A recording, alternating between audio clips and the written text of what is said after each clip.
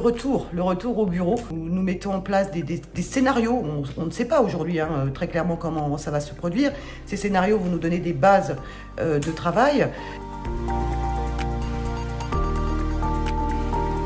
En début de crise, le besoin, ça a été comment je me connecte à distance sur mon application. Comment est-ce que je peux, au travers d'un VPN, etc., accéder à mes données.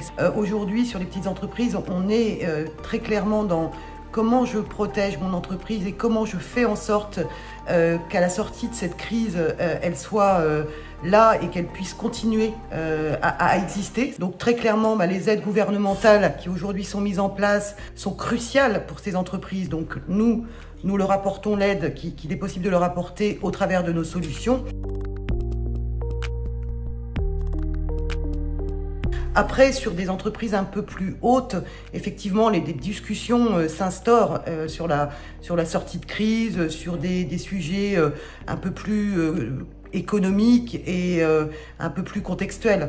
Donc on a vraiment une différence fonction des entreprises et fonction de l'impact de cette crise sur leur propre business. Le retour, effectivement, ça va être comment je réinstalle mon activité de manière plus présentielle, comment est-ce que je reconnecte potentiellement mes systèmes. Donc tout ça, cet accompagnement-là est très corrélé à la manière dont nous allons nous réorganiser l'entrée de nos équipes par vague, bien évidemment, pour pouvoir faire face à ces nouveaux questionnements qui vont intervenir.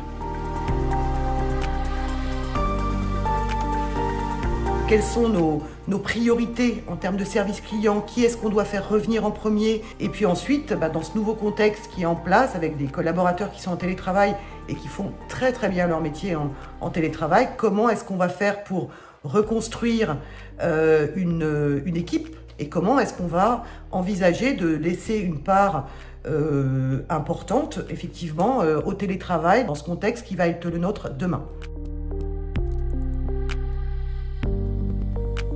On a profité de cette période du mois d'avril, un peu au mois de mai aussi, pour prendre des congés. On a tous besoin de se poser, on en a profité et on s'est adapté à notre activité pour être présent aujourd'hui au niveau de la reprise, donc présent au mois de juin, présent au mois de juillet pour accompagner les entreprises qui redémarreraient tant sur les projets que sur leurs besoins.